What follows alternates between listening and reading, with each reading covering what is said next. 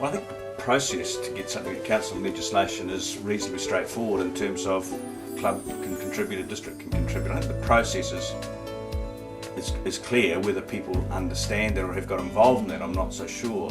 I think the practicality is that some of these things are already happening, and the club has the authority to make whatever Rotary event it is a maker, but we still do it on the basis of achieving attendance as opposed to participation.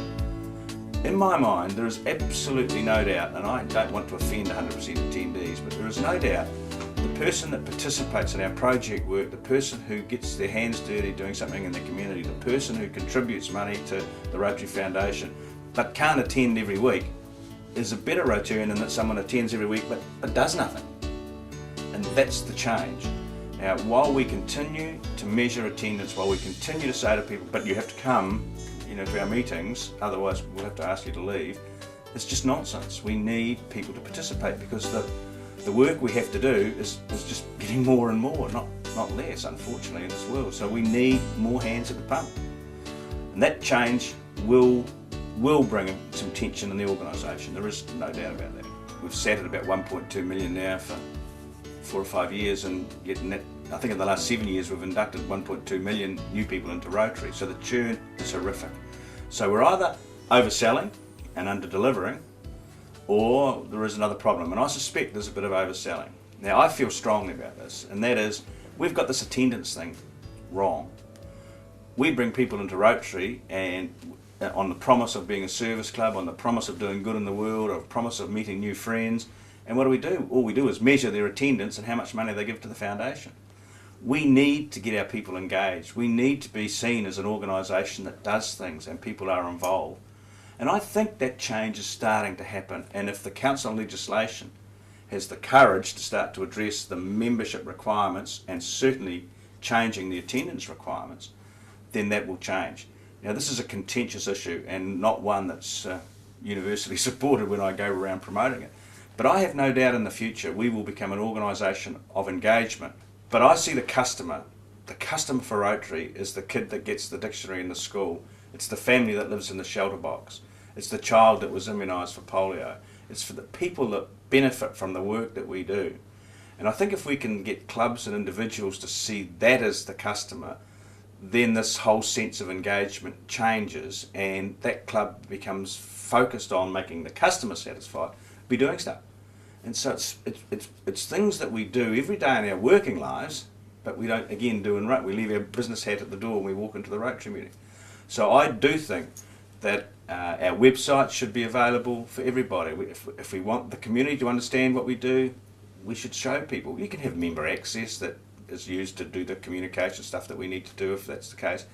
But until we see and become customer focused and our customers are wider than our members in our clubs, we will struggle. If we continue to be internal looking, then we will always fail to achieve our real potential. I believe if we are to continue to make significant and large projects like polio, then we need to have the world leaders at the table with us. And there is no doubt that Rotary International is now recognised at that level as a result of polio.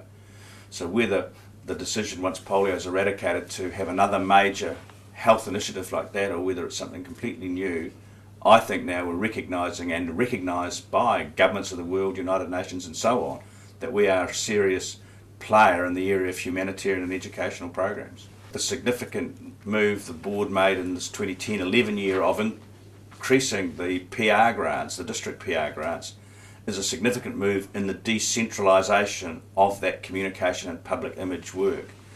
And I think that the board's view was that local people will make better decisions in terms of that public image and public relations work than some central point in the United States.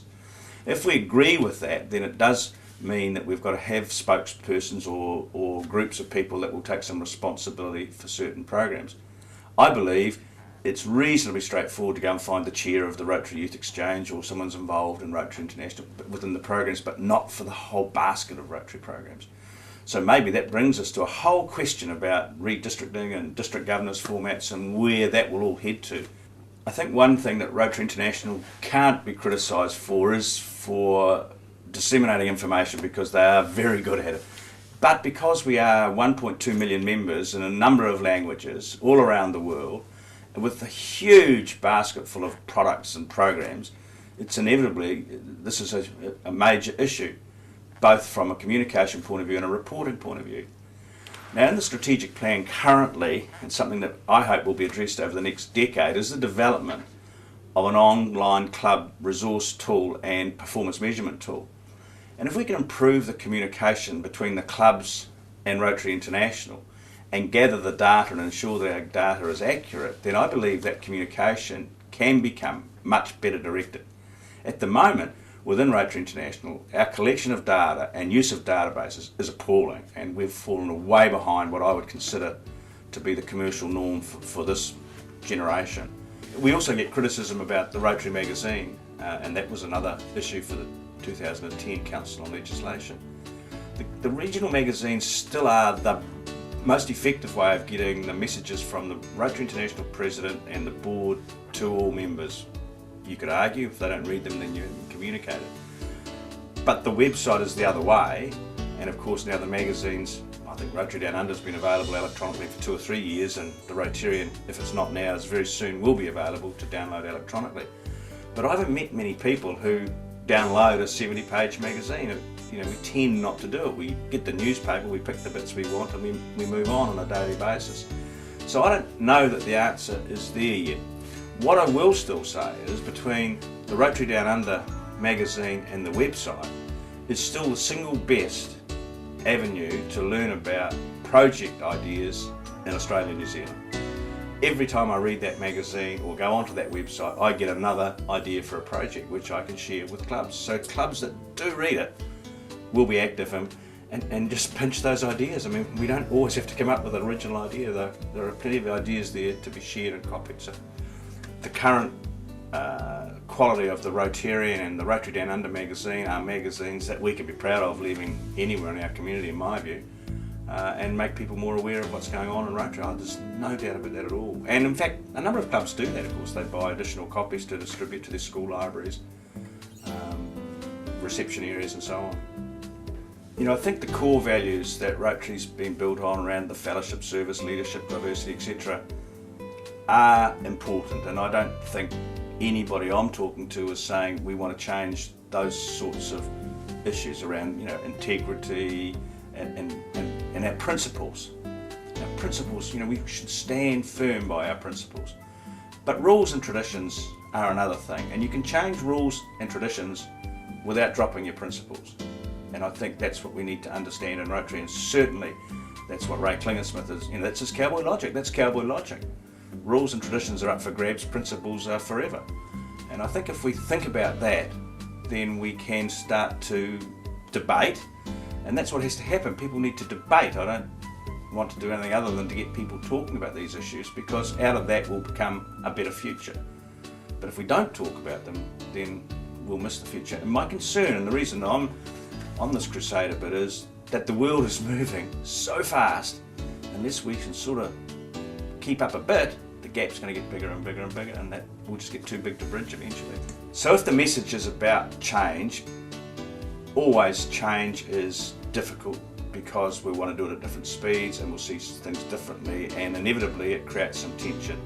And I'm not proposing that we should move into a whole period of tension. But if every Rotarian who has represented and talked change, and we're very good at talking it but not so good at when it affects us, but if we all said we will be the change that we want to see in Rotary, then that will start to progress us along the road. I'm promoting change, A, to get people to talk about it, so at least there is some debate taking place around that. But I fear that the good work that's been done for the last 105 years in this organisation is in danger of being lost or minimised if we can't continue to get the growth of membership and project work and make those customers happy. Then we'll do it for the next 105. I have no doubt we will, but we need to continue to have this debate, and we will go for another 105 years.